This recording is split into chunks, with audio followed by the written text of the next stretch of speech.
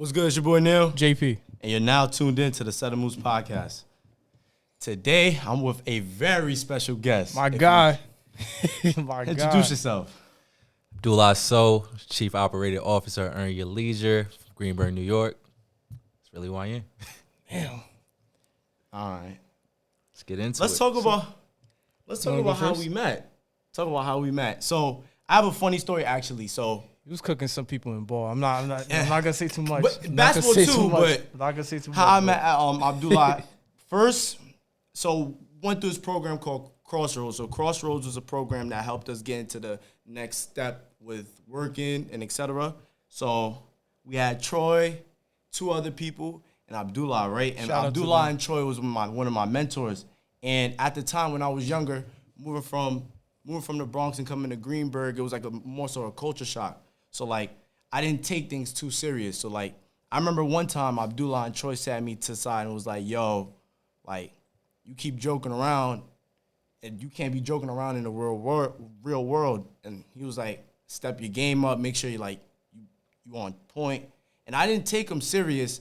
I was like, "Man, you probably bullshitting this, that, and the third." No, that's fair. And then like now I'm actually like understand where they're coming from, and I have to appreciate you. I have to give you a props. No, bro, no problem. Funny you say that. So you've come a long way. Not just you was a little knucklehead when you was younger, but you've come a long way. To see the growth is amazing, and you know everything comes with time. I was the same way when I was 13, 14. You know, I'm a little older now. It comes with experience, so it's amazing to see what y'all doing. And then even this podcast, the show. The show. Thank you. It's not a podcast. It's a show. The show y'all started is amazing to see. So that's why when I saw it, I said, "Yo, I got to get on this ASAP." So Appreciate it. we set it up. So, you being the chief officer of Earn Your Leisure, what is the hardest part of being at that position? The hardest part, you got to juggle a lot of different roles, I would say. Okay. So I kind of have my hands in everything, I would say. But it's nothing that's too hard and nothing I can't do. But I like to describe it as like the point guard playing basketball. So like as the point guard, I got to know when I call a play, I got to know my role in it. I got to know the wings role in it. I got to know the bigs role in it. When you're on the wing and you're big, you just got to know your own role. That's it. Worry about yourself. So for me, I got to worry about everybody, including myself. So basically, like you're overseeing every single deal as struck, every single like partnership. So yeah, everything operations. So Okay. anything moving. So any deal that we have, we going to Miami this weekend, we going to LA, whatever it might be. I got my hand in a little bit of everything. Like I told y'all before, I talk with our CFO and our lawyer every other day. You know, shout out Danielle and Amy. I love them to death. You know, but my hands are just in a lot of different pots, and it's like the point guard, you know, in general, just make sure everything runs smooth. So talk about the pressure of being the COO of Earn Your Leisure. So it's like, because that's a big role. I don't think you understand. That's because a big role. you're like the one of them. Like you know what I'm saying? Like, so like talk about the pressure and like how did you overcome the pressure? yeah. I appreciate that, and it's really no pressure. It's just work. It's another day at work. You know what comes with it. Shotty reminds me all the time. It could be worse. Could be a lot worse. So I'm not gonna say that some days aren't harder than others, you know. But whenever I get overwhelmed, I just sit back and think. And I actually just posted this the other day. But like, it's supposed to be hard. It's supposed to feel like this. It's supposed to feel overwhelming. Anything worthwhile is not supposed to be easy. So I'm exactly where I want to be. That's key because like everything in life is not made to be easy. You know what I'm saying? So like Nothing worthwhile comes easy. Exactly. Nothing worthwhile. like ever since like we started the show, something like that, like we pictured it, but obviously to get there it's gonna take a lot of trials and tribulations, and we're here now. It's especially with y'all show. Y'all the biggest financial platform, like the biggest. Ever. Links will be in the description. Ever. Hold on. Ever.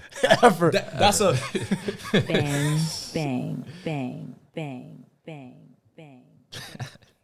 that's Let a that fact. roll. You know? So with you being COO, take me through the life of EYL Ab. Take me through a life. Whew, it's a life. But it's a lot of long nights, early mornings. I know, like, on Instagram, it looks fun. You know, I go out, I'm in a new city every other day, and it's like, yo, you living a life. But, like, they don't understand that if I get home 3, 4 in the morning, Troy's going to be up at 6:30. Rashad's going to be up at 6:45. If I'm up by 7, I miss 5 phone calls. That's my job, per se. So it's a lot of work that comes with it. It's a lot of long hours, a lot of early mornings, but, you know, I love it. Basically, like no sleep. Like, Nah, like sleep on the plane. Our motto is sleep on the plane. You know, long flight, sleep on the plane. But a day in my life, like I might wake up 5:30, be at the vending machines, and we'll talk about that later. But I'll be at the vending machine 6 o'clock. Shout out Darmody. Shout out to him. Divine timing. Yes, sir. Links Yes, is in sir. the Yes, sir. description. We finish up there around 7 o'clock. I'm on the phone with Troy for about 30, 40 minutes. I'm answering emails. I'm closing deals. I'm talking to our lawyer, our CFO, getting money sent out, getting money sent in, whatever it might be. So it's just kind of free flowing. There's no set day, but I just say it's a lot of work. But and speaking about the vending machine business, like y'all doing amazing with that business. Talk about that. Like take me to the process of y'all creating the vending machine business. So it actually started, I believe it's episode 62. Correct me if I'm wrong, but episode 62 of Earn Your Leisure is how to start a vending machine business. So that's actually my favorite episode of Earn Your Leisure because it's what sparked my interest. And I remember calling Troy after that, like, yo, that's something I could do. All you need is $1,500. You can start a whole business and make monthly income or this and the third. I was like, yo, let's do it. This was in the middle of the pandemic, so it actually ended up never happening at the time. Yeah, you know, it's a pandemic, but I never gave up. Darm called me a couple months after. He was interested in it, and since then we've been locked in. And it took us about 10, 11 months to get our first location at Woodlands High School. It was a long 10 months, but we never gave up. Like I said, shout out to Darmody. It was times he was calling me. I'm like, yo, why is he calling me all the time? But, you know, he was really that push because at a point I was ready to say, you know, if they don't want to have it, they don't want to have it. But Darmody was that push. We ended up getting it done. And now we have 5 vending machines in our old high school where we give back to the senior class every month out of the profits. Shout out to the people in Woodlands, sir, man. Yes, sir. And, So EYO Vending. And are you guys going to be branching off to more locations? And talk about the process of getting a vending machine in a certain location. So we definitely want to branch off to more locations. If you're interested or know anybody, please reach out, EYO_vending on Instagram. I would say the process, shout out to my brother P. He was the first one I ever got a vending machine with, actually. So I remember when I learned the whole process of it, I said, yo, P, I got the sauce. I know what we got to do. I know where we got to go. I know the numbers. I studied everything for months. Right. I said, we need a location. He said, say no more. He came back a day later. He said, I got a location for us in the Bronx. So we went to the Bronx. We went to a mechanic, and me and P actually moved our first vending machine in that location. BX Finest. Yes, we had it up and running for a couple months. It's still there running. And obviously, like anything in life, you go through your trials and tribulations. But I always shout out P because when I went into Woodlands following that, I knew everything.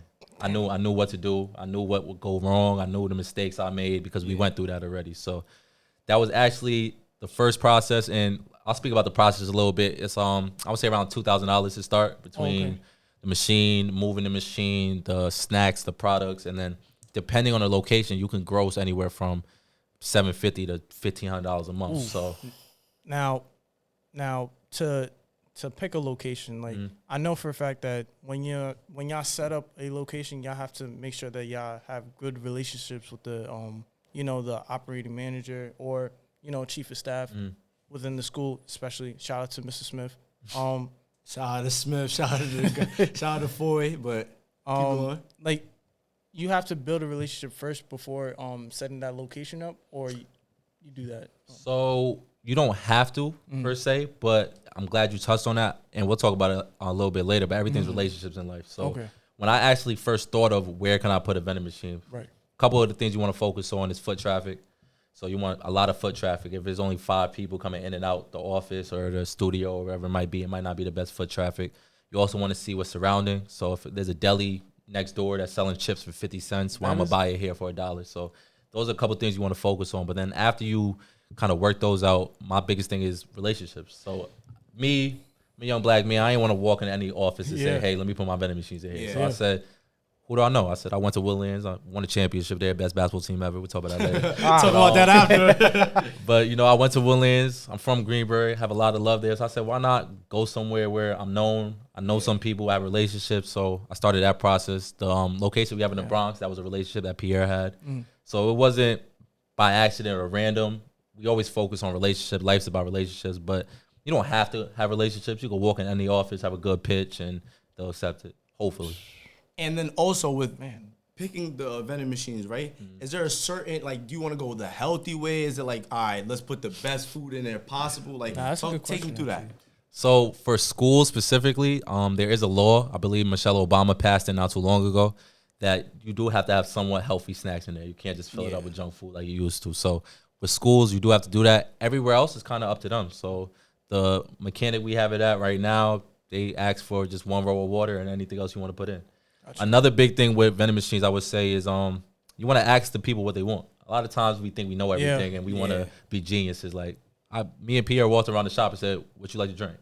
What you want in the machine?" That makes sense. It makes most sense. They're gonna be the ones buying. You want to make sure that they have what they want. So it's somewhat healthy snacks, but most locations you can put whatever you want in. But I always say, figure out what your audience wants. It's like the vending machine is almost like that person that you see in school that have like that bar of candy. Yeah, that, like it's almost like but that. He's just hidden. He's sudden. Yeah. Shout out to Sudden Moves, but like, and also take me through the pricing strategy. That's not talked about a lot. Talk to me about the pricing strategy. Is it like, do you look at other vending machines and be like, all right, let's set it at a lower price and get more profit out of it, or is it like, just take me through the process? So it's a couple factors. So I always say you want to get 100% return on your money minimum. So let's say, for example, you buy something for $10 and there's 10 products in there. That's each product worth $1 that you bought it for. So at minimum, you want to sell it for at least $2 to make back 100%. You make your dollar back and then you make that extra dollar on top. That's the minimum. Now, you can play with the numbers a little bit. You want to push that up to 150%, whatever it might be. So some things like a bag of chips I might buy for 28 cents to be exact, and I'll sell that for $1. Okay. So now you're looking at an upwards of 200, 300% return on that. And you kind of just play around with it. At Woodlands, it's more so, obviously you want to make money with any business you do, but at Woodlands, it's more so giving back. Like I said, we get back to the senior class. I don't want $4 Gatorades in there. Nah. $3 Gatorade. Yeah. Like, that's not reasonable. So I went to some spots. I see $3.50 for a Gatorade, $3.25. You could really do whatever you want. Yeah. So the numbers is the numbers, but good rule of thumb is at minimum 100%. Whatever you spend on it, you want to make at least 100%. So you spend $1 on it, at least $2 you want to sell it for. Yesterday's price is not today's price. Nah, seriously. That's a fact. Man, it's like another tip on price before I forget, because I actually messed up on this. Start high. You can always bring your prices down. It's hard to bring your prices up.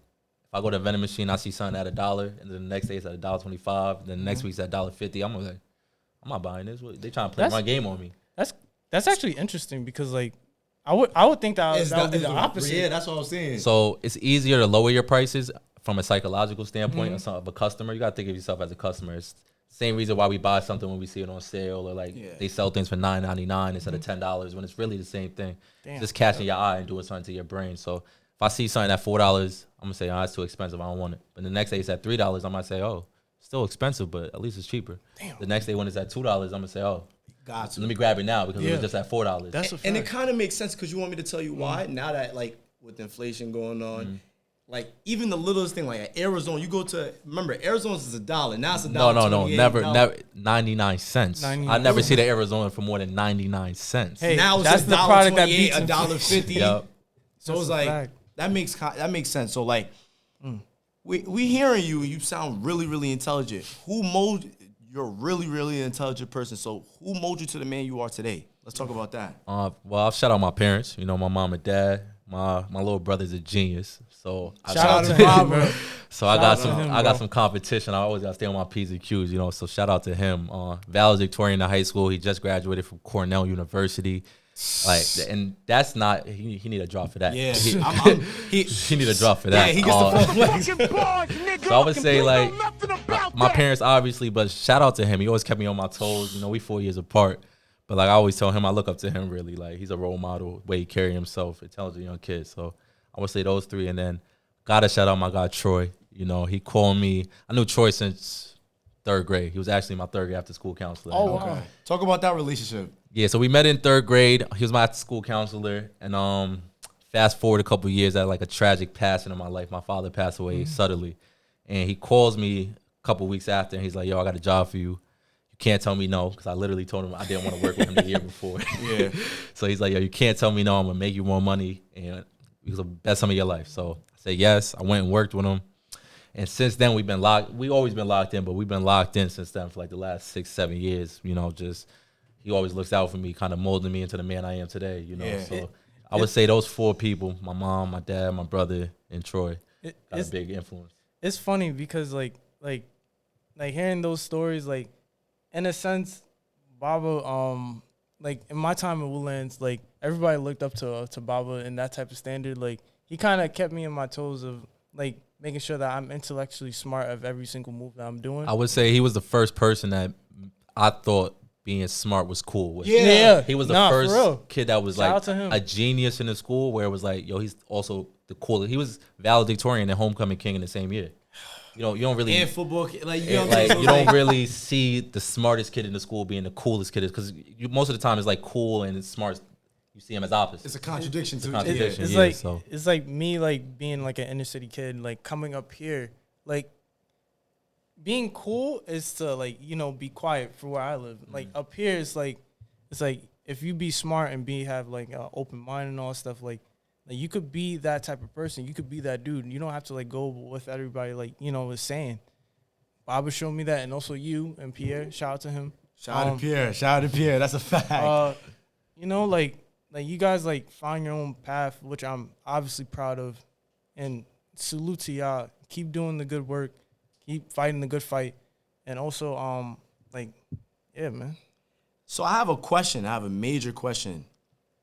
So, talk about the importance of financial literacy and how it changed the narrative in our community.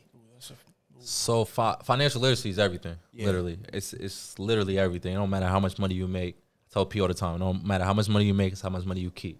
So you can get $10 million tomorrow, but if you don't know what to do with it, you're gonna blow $10 million, and you're probably gonna be worse off than you were prior to having the $10 million, which most people don't understand. So financial literacy is everything. And second part of your question was important. What was the second part?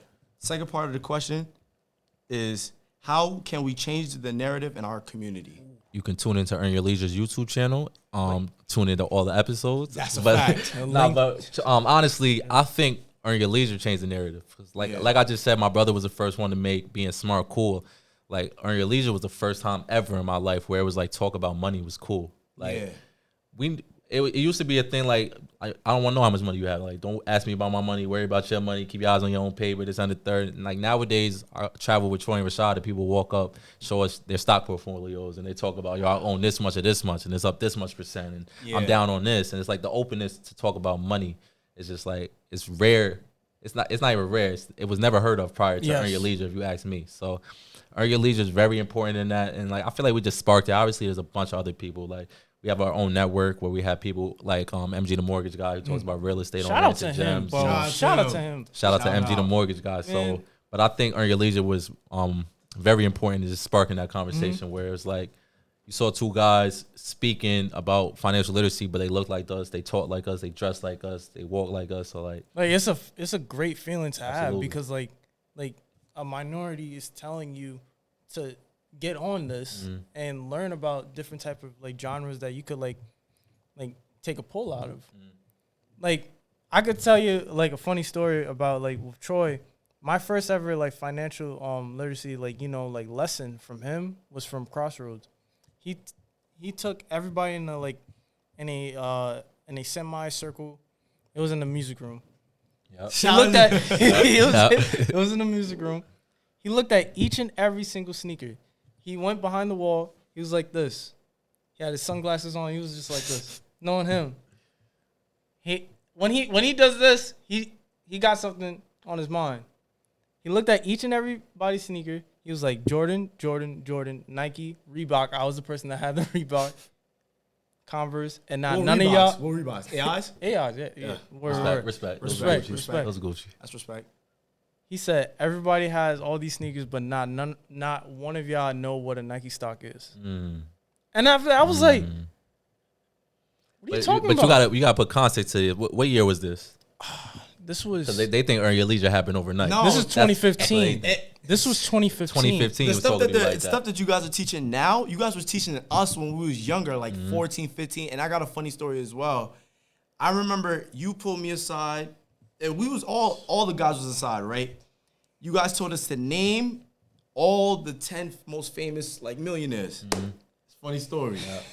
I was like Floyd Mayweather, all the people, LeBron, right? All of them, right? He was like, name 10 like rich people. I want to say wealthy people that's not into the entertainment business. I was like, oh my God. And it's like it opened my eye, They it keep brightened my counting. eyes a little bit. They Because you keep want me to counting. tell you why? It's like it's not. You don't have to be an entity. You don't have to be a rapper. You don't have to be a sports guy. You don't have to be. You could be a videographer. You could be someone that's into business. You could be someone like in these fields to make money. You don't have to just be an entertainer, a rapper, etc. to make money. It's cool. It's cool to do that, but it's like there's other ways of going about it. And it's like that opened my eyes a little bit because it's like I didn't have to be an entertainer. It goes back to the simple point where it was like making things like learning financial literacy is you guys made financial literacy cool. EYL made financial literacy cool. Being smart is cool. So I appreciate that. That gets a fun flex. I'm not even gonna lie. Absolutely, absolutely. Nigga, you know nothing about that. And That's cool. again, like the yacht is changing the culture. Like, you know what I'm saying? Like in a refreshing way because like y'all making everybody look cool, but learning making it a lot more fun again. Like you know what I'm saying? Like it's just like basketball. Like obviously I'm better than my brother, but you know what I'm saying? Lies, but nah. let him but have it today.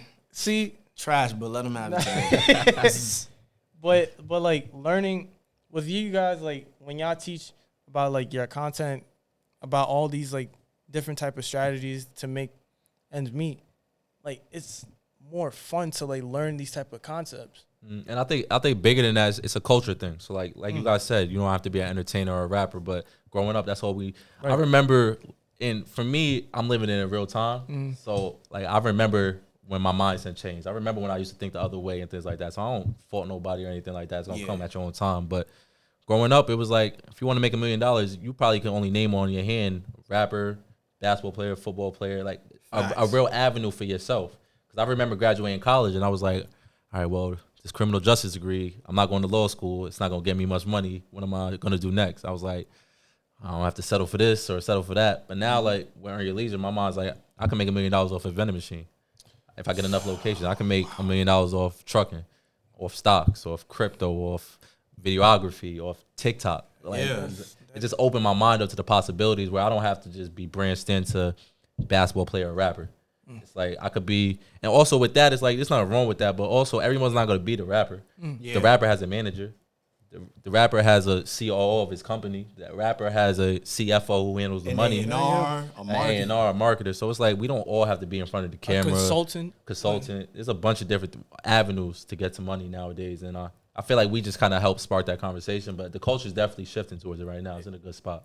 It's once again, it's interesting to see all these like avenues like play out for itself. Like you could be a data analysis and learn about all these type of stuff within tech instead of actually like going through the sport route. I'm not saying don't do that, but look at the statistics. It's more avenues. It's more avenues. Open your mind up to everything. So like, and we gotta put ego aside too. Everybody's not gonna be LeBron. That's a fact. But James Jones got 3-4 championships. He got a head coaching gig. I think he president, GM or something because he played his role. Stay close. Rule number 1: stay close. That's a gem most people don't know. Rule number 1: stay close. Bang, bang, bang. That's that real music, man. Come back home. man. I have a question, right? Mm-hmm. So with you being a part of EYL and meeting these big people, Steve Harvey, Tyler Perry, names to be exact, right? Shout out to, yo, this is I don't understand, like, I don't think y'all understand what we got here. Bro. So it's like, we're gonna give you out make sure you guys tune in to Earn Your Leisure. Links will be in the description though. Yes, sir. But right, talk about building connections in this massive industry. Talk about that. So networking per se, right? Yes. So, and this is a gem from Shotty, and he told me this a little while ago. Most times, like, obviously we get a lot of people that want to network with us, and I handle all the emails and things of that sort. So I talk to a lot of people, and we can't do something with everybody. Yes. So it's not like we don't want to, we just can't. But the biggest thing I would say is most people come and they ask us for something, or like, can you guys help me with this? Can you guys help me with that? And the biggest lesson that Shotty told me was add value before you ask for anything. That's what he told me. So it's like, even per se, like if you come up to Earn Your Leisure, instead of asking what we can do for you, hey, I see you guys have a hole here. Let me see. Oh, you need a TikTok creator. I see you guys aren't posting on TikTok. Let me do your TikTok for you. Now you add in value, and now it's just gonna be reciprocated back. So most of the times we do networking events, we do big events, and most of the time people want to come and ask us what we could do for them. It's like add value first before you ask for anything. Add value, then everything else will fall after that. And that's kind of how I felt in my position. Like from the jump when Early Leisure started, I wasn't officially on board, but whenever Troy's my guy, whenever he called, I'm there. I'm gonna add value. Remember the first event we did in Brooklyn? I worked the merch table. It's no ego, it's nothing to it. It's like, yo, bro, we got an event in Brooklyn. I need your help. Say no more. I'm there. I'm standing at the merch table all night, folded clothes, selling clothes. Made a nice little bag for your Legion that night. So it's like add value where you go, and everything else will fall. Most people ask first. I meet a million people and they ask, "What can you do for me?" Little baby just said something like, "Tired of hearing what I can get done. What you gonna do for me?" Like it's really like add value where you go, and everything else will fall in line. Man, has there ever been someone that like with this big corporation? This is a corporation, absolutely. To be exact. Has there been anyone like young, like guys like us that have been like, all right, can I get an internship? Is there internships available for being in Earn Your Leisure, or take me through that? Yeah, so it's definitely internships available where they fall in place. One example I would say is Darmody. So Darmody reached out, and now he's on board with EYL Vending. So now he's on board with that for life. Like that'll never run without him. So, and that was just him reaching out and not asking us to do anything for him, but it's just seeing how he can add value. He took the first meeting with the superintendent of business. I was on vacation in Jamaica, walking him through the meeting, calling him after on the beach, like, yo, you got it? You did it, bro? So, like, that's a good example of just adding value. We do have internships available. It's not, right now we don't, but it's like we're here to help people. So it's any way we can. But like I said, it's not just you come and it's like, oh, can I work for y'all? Can y'all give me money? It's not like that. It's more so like pick a spot, find where you can add value, and then just implement that value. Damn. And I have another question too as well, because I have a bunch. Yeah, I like because it. you're the point guard. Because you're the point guard of everything, and you're setting everything up. You're setting everything up, making sure everything gets done. Mm-hmm. How hard is it to get these big name people onto the platform? Like, how is it with emailing? Is it like going through phone calls, getting a phone call here and there, email, going to a networking event? Take me through that. So I would say any like big quote unquote big name, because I think anybody who's on Earn Your Leisure is big. I don't care if you got I don't care if you got 100 followers or you're Steve Harvey or I don't care what it is. So anybody on Earn Your Leisure is a big interviewer and it's a big person to have on. But I would say most of the quote unquote big names that most people refer to is relationships. It's never like we're hounding them on email or we're calling their phone a million times. It's like we know somebody that might know them, and it's being a good person. So, like, we meet somebody, we do good business with them. They don't mind introducing us to the next person.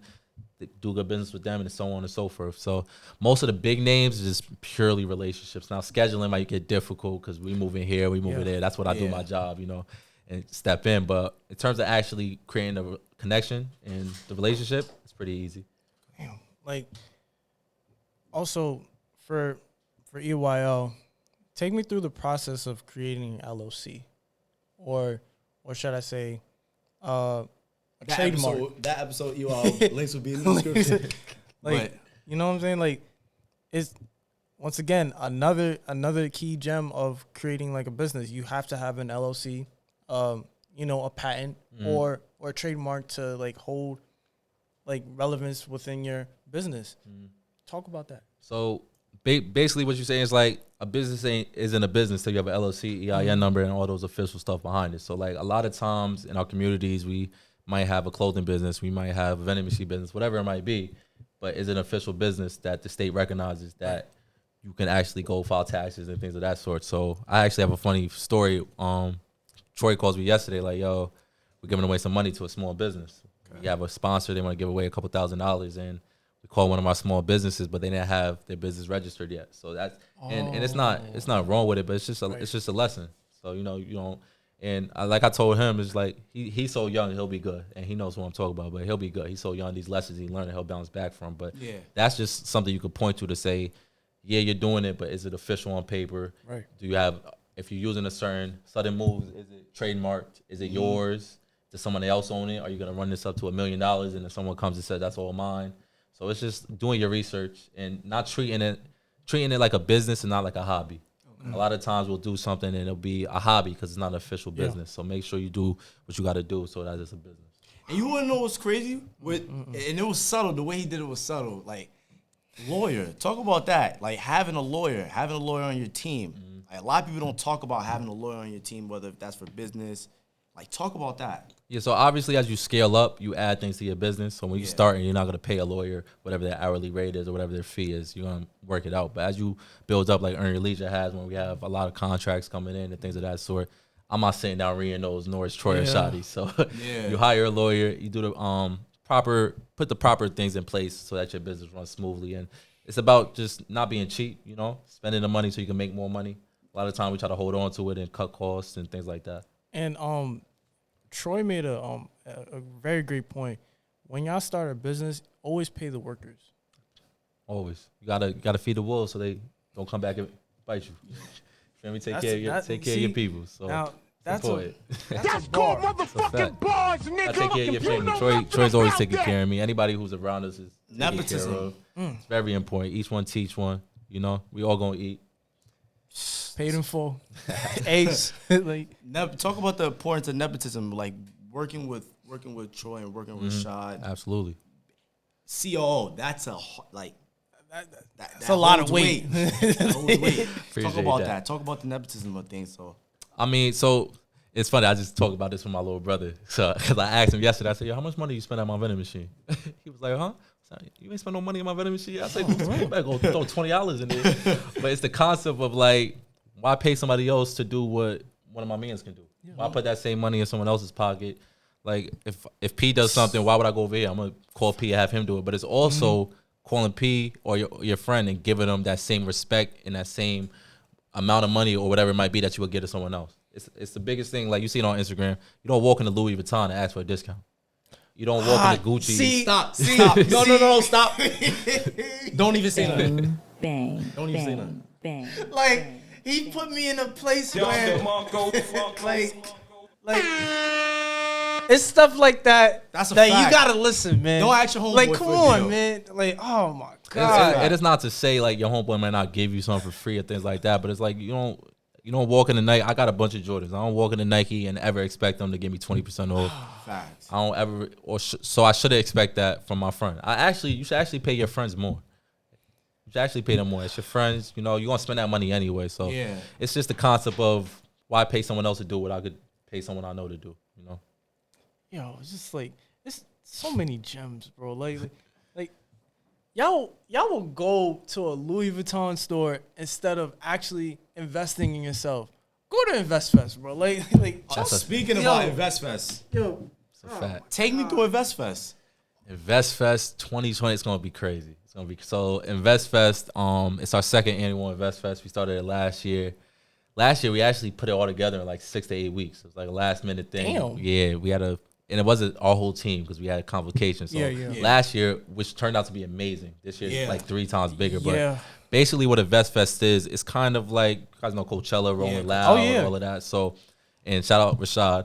So they wanted to kind of bring that vibe to it, that festival vibe. Because most conferences, when you think about business, you go suit and tie, someone's preaching on, taking notes, and then you leave, right? So we didn't want that. We wanted to get far away as possible from that. So we said, why not take a festival, financial literacy, and have a baby?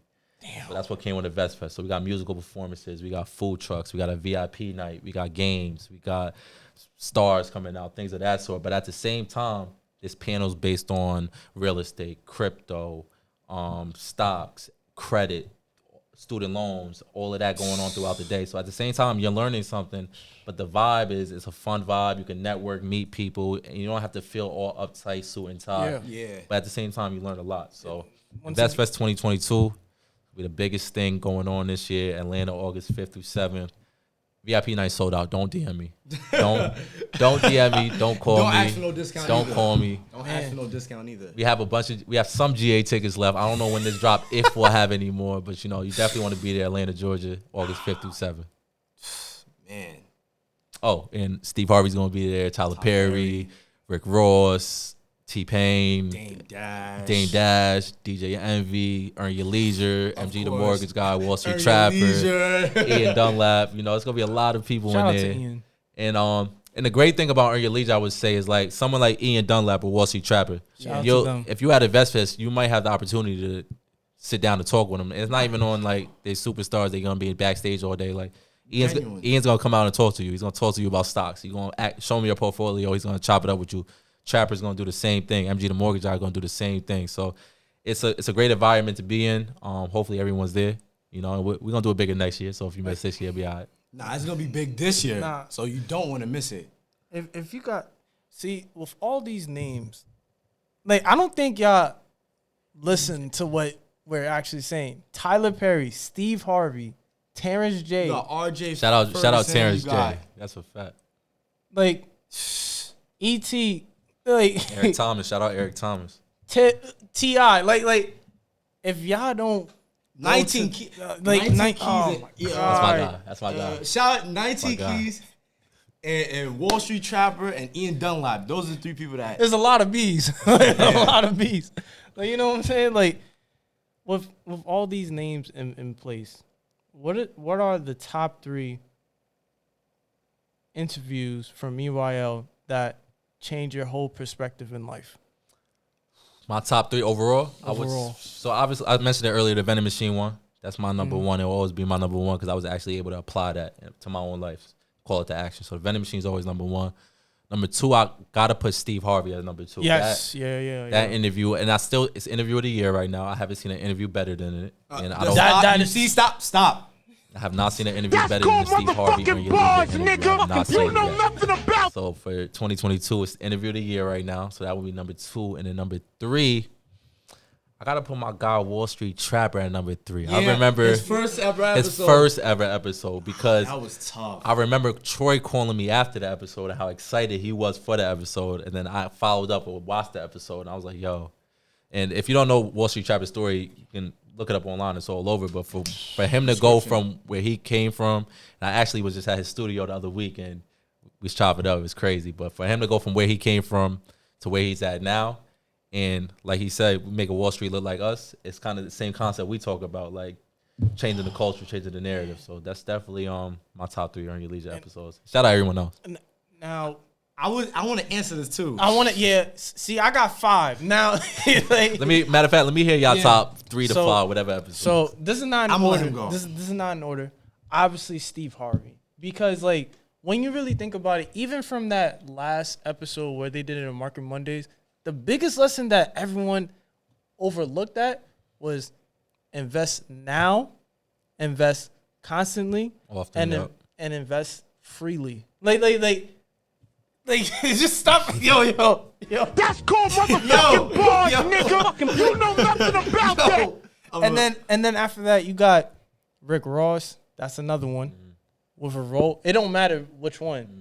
Well, we got a couple of Rick Ross ones. We got one with Revolt, one at a conference that's on Earn Your Leisure Network. Yeah. Wall Street Trapper. I feel like mine is a low key list. That's 3 right there. Then you got Ian, and after that you got 19 Keys, and also shout out to Nikki. Content creation. Yes. See that one. Like, that's a great episode for a lot of people who's in the content space. Nikki's she's the best at what she does, so definitely check that episode out. See, I don't treat her as an honorable mention, but like that name, that's not an honorable. That's like top 5. Bro. I say for me, it's all low key for some reason. Oh my God. So I'll say Ian Dunlap, the first ever interview with Ian Dunlap, Al Harrington, throwback, Al Harrington, yes, Al Harrington. Steve Stout. Oh yeah. I was in the room for that. Damn, how was that? Steve Stout. That was amazing.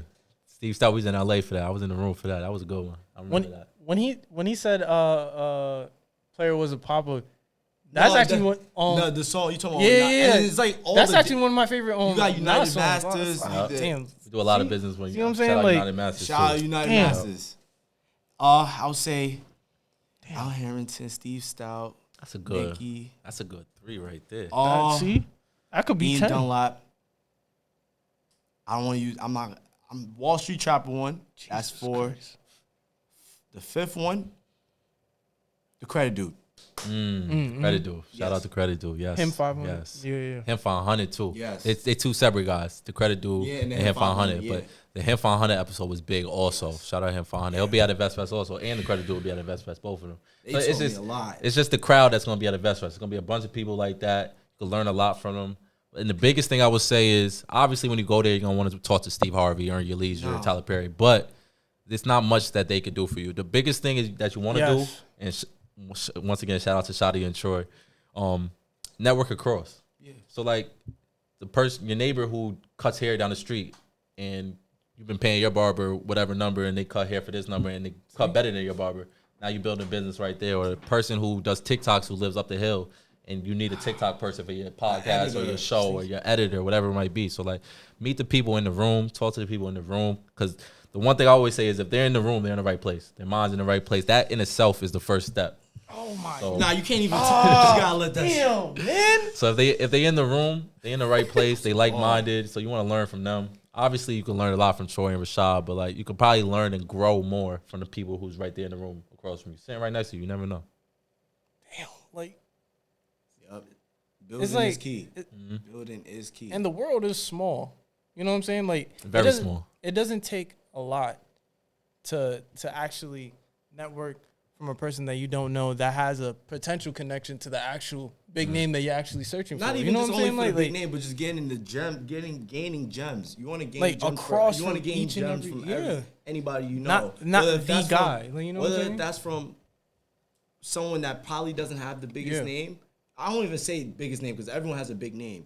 It's more so like, all right, they might not be the quote unquote big name, but it's like they probably started earlier than you. But you guys ever heard of 6 Degrees of Separation? Ooh. So Troy told me that. Yeah. So everybody in this world is 6 degrees of separation away. So, like, anybody you can think of right now, you're only 6 people away from them. And when you put it in that aspect and perspective, 6 isn't a lot. And now if you cut it down to 5, 4, you really are close to anybody or anything you want to do in this world. So Troy told me that a couple years ago. I didn't get it at first, but as we grow, like right now at this point in my life, I'm probably 2 degrees of separation from anybody in the world. Anybody you could think of. I know somebody who knows them. And that in itself kind of puts the word, like, it's a small world. You can do whatever you want once you start thinking of it like that. I remember growing up and it was like so far-fetched. Like LeBron James, that's crazy. Like, I'll never like LeBron. But then you end up meeting Maverick Carter, and it's like, oh, I met Maverick Carter. It's like I'm 2 degrees away and from. he's a fan of y'all. Like you know what I'm saying? Like yeah. So it just puts it into perspective. Like, you can do whatever you want, and I know people say it all the time. But, like, I really believe it. Like, I really walk it every day. I tell myself it every day. I could do whatever I want in this life. So, like, small world. Small world. Clip this, please. Clip this, please. That's a clip. Oh, but man. Going to that, like, because you are where you are now, give some advice to someone that's either our age or younger, like how to move, whether that's moving correct, building a business,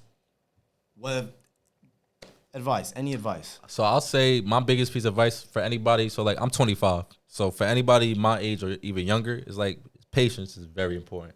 Like, patience.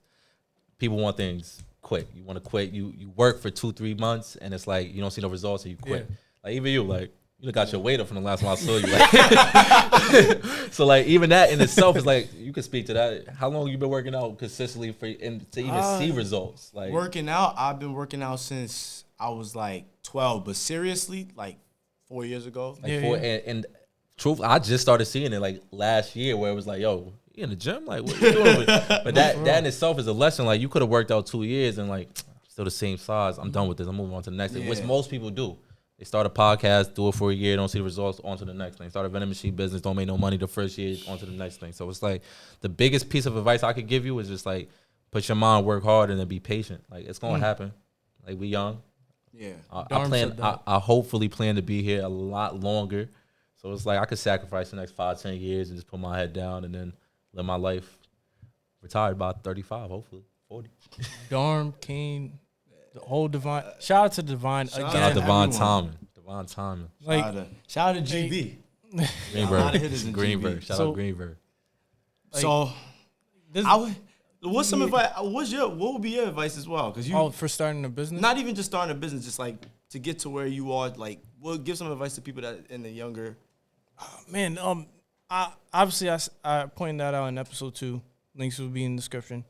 You guys gotta listen a lot more. You know, like it doesn't take a lot to listen. Like you might have a person that has the answer that you're looking for, and you might say something that sounds crazy, but at the same time, he might have the angle that you're looking at to make sure that you're positioned to the same type of level you are. So I would say this: listen, apply, and obviously invest. That second part is important. Apply, because you can listen all day, you can post all the motivational stuff you want. You can, but if you're at home just sitting down not doing nothing, nothing's gonna happen. So like that second, apply and execute is important. It's very important. We could think about it all day. I tell P, like, me and P sat down 3-4 years ago and said, yo, chill a lot. Let's change the combo. Like when we chill, let's stop talking about basketball, let's talk about business. And like through that, like now it's just regular. We talk business every single day. But it was also a point where I told him like, yo, all right, let's stop talking now. Like we talking too much. We got a million plans. Let's take one of them. Let's execute it. Let's actually put it into action. So that's very important. That's what we did, and here we are. Not only that, like talk. I be, and I want to give this shout out to Ashton, shout out to Wavy, shout out to all the people I know. Shout out to the team, bro. Like I remember once, and it's crazy that you said that. It's like switch the convo up. I was like, what are we doing here? Like, it's like we got to change it. I want to change the narrative. Change the narrative on leaving something positive in this world. Leaving something positive in this world. Not just talking about any rumor that's going on, whether if someone cheated on this person or this thing happened. Let's talk about business. Let's talk about something that's gonna benefit not only you but me. And that's why your circle's important. Circle's important. Changes the convo. If you're around a bunch of people talk about nothing, you're gonna be the fifth person, sixth person talk about nothing. You're around a bunch of millionaires, you're gonna be fifth, sixth person that's a millionaire. I say this to everybody: the wider the circle, the more damages that you have come across. The smaller the circle, the more blessings that you have come across. Keep that in mind. Depending on the situation. Yes. But you know what I'm saying. Damn. Now I gotta end this off a little bit, right? Wait, so this segment. The KD, like, all right. No. I want to talk about because we had this conversation. I want to have this conversation, right? This is crazy. This man before C.O.O. That's all I'm gonna do. Talk about 2014, 2015. You Pierre, shout out to Pierre back there. I used to hoop in my past life, but 2013, 14, they repeated 2014, 15. Yeah. I was 13, 14. 13, 14. It was a good time to be alive. You know, we put the town back on the map. You know, went to state Final Fours, won sections, won regionals. You know, came back, won the Summer League championship. Like it was just a good time to be in Greenberg, if you ask me. Shout out my teammates. You know, Brandon, Ross, Jamil, Pierre, E. Wills, you know, whole team, whole squad. Miles was on that team. Matt, you know, everybody. Shout out to all of them. Shout out to the whole team. But that was a great year for us. That was a great.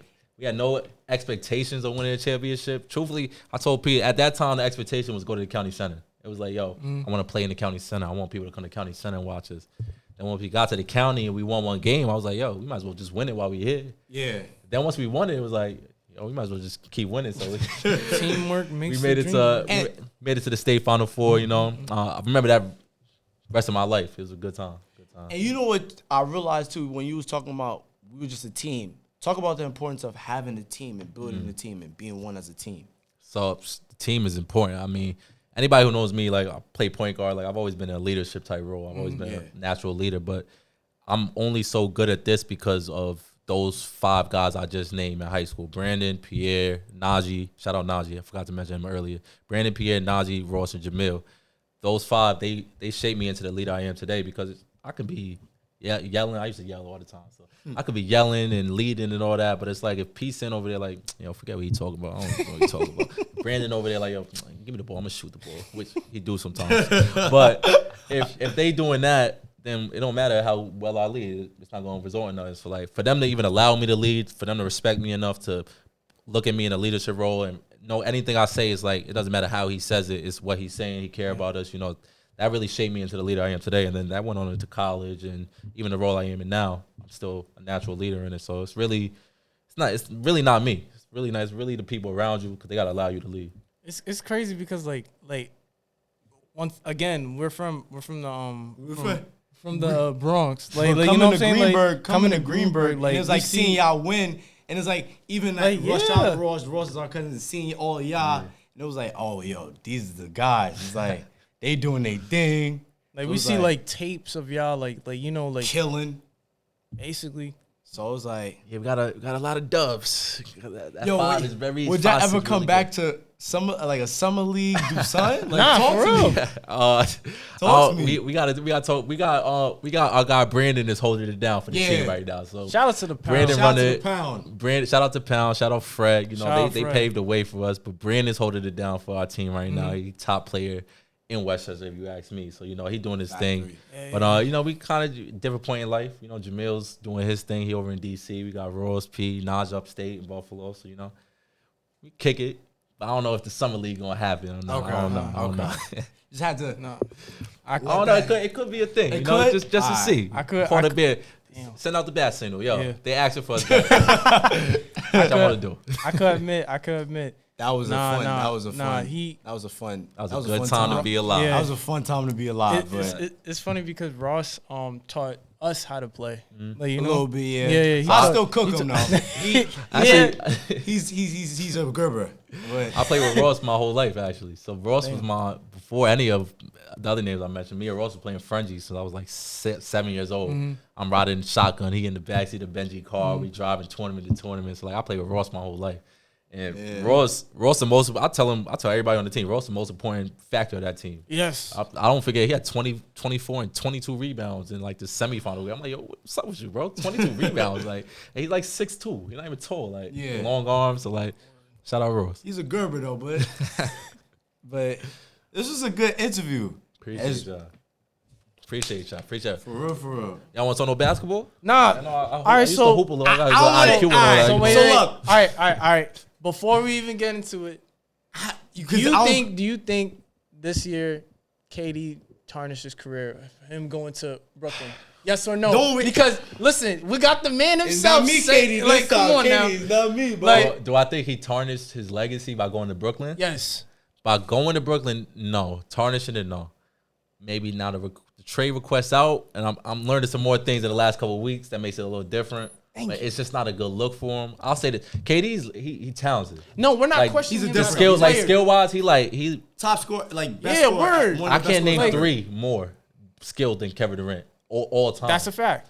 But it's more that there's more that comes with that. You know, he got 2 questionable chips if you ask me. See what I'm saying? But I'm gonna leave it open ended because that's the Earn Your Leisure interview that's still on the table. Yeah, that's you know? So Hey yo, why don't Go over Katie? Why don't you come here and you just chop it up with them? and you gotta go to the And early that's leisure. it. We gotta. We gonna set that up. We gonna set that up. We gonna set that Yeah. up. But you should come here and chop it up with them. They say they side, you say Yeah. your side. You know, We respect you as a Anything player, like that. but don't do that. Like you know what I'm saying? Like, don't do that. I mess Like, with KD heavy. I mess with Nah, KD I mess heavy. with him. I mess Him Bron's going to my New favorite York, that's player, though. respect. Who's your favorite top 3? my favorite player, LeBron James' favorite player. Period. LeBron There's James, no- LeBron Raymond See James, now- LeBron Raymond Period. James Sr. Period. That's a Period. fact. But my top, like you want my top 3 personally all time. Top 3 all time, Yes. personally. Ooh, You don't all think I, time. like- LeBron James number 1. Thank you. Michael Jordan number 2. Kareem Abdul-Jabbar number 3. Thank you. That's the 3.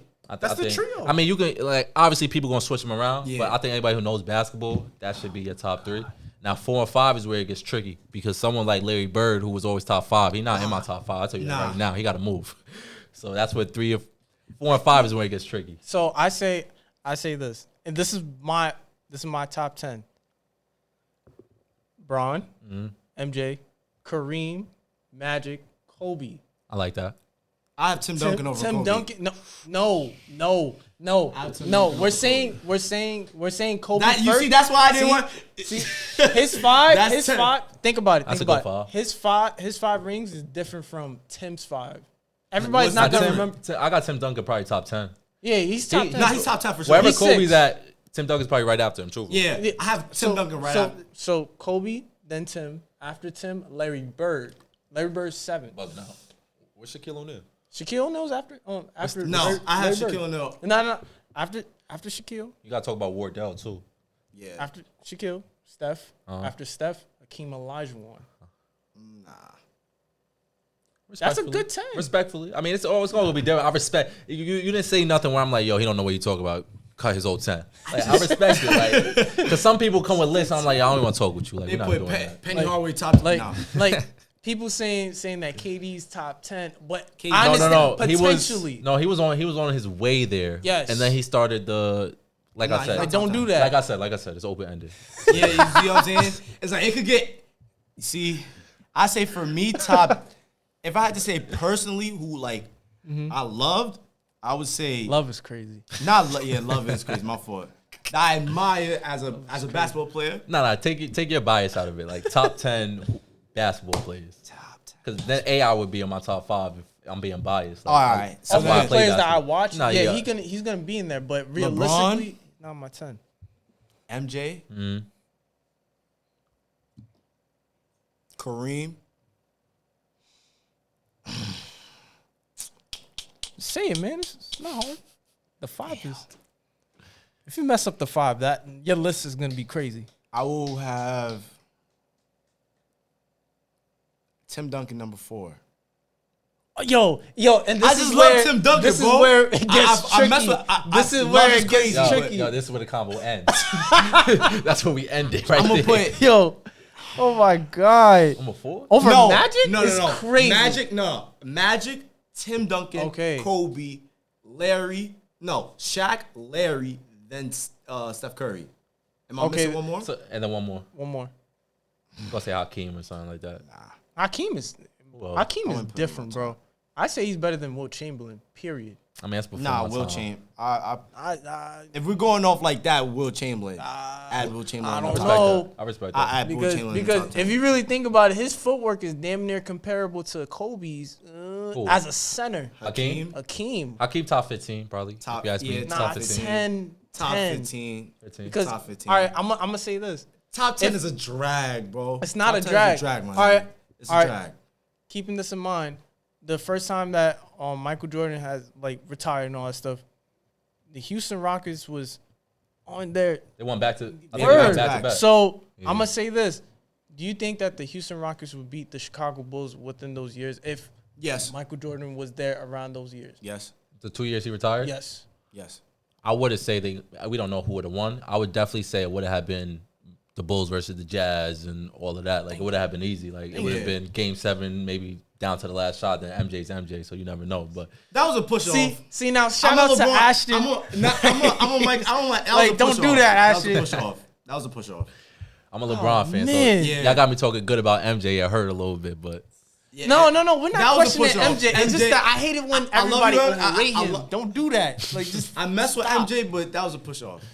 Just God, man. But the ref ain't call it. No, Right, yeah. no call. It's It's not a MJ. foul unless the ref call it. That's how we play. So I'm just saying he looked kind of a little scary when he faced off But- with the Magic. I'm just Before we- saying. I Before don't we know. end this off, can you please tell the people, all the old heads, that basketball is better in today's age, better than back then? oh, it's just simple. That's a fact, and it's simple. The iPhone 13 is better than the iPhone 1. Things get better as life goes on. It's evolution. You learn from mistakes from before. Basketball today is 100 times better than back then. See, that's Steph my Curry, guy. anybody who knows basketball, Steph Curry shooting from half court. If you got to guard someone at my half court, it God. opens the whole court up. It makes the game completely different. God. So basketball's definitely better nowadays. Yeah. They barely shot any threes back then. You know, like you got to think like someone like DeMar DeRozan, who's a very good guard in our league nowadays.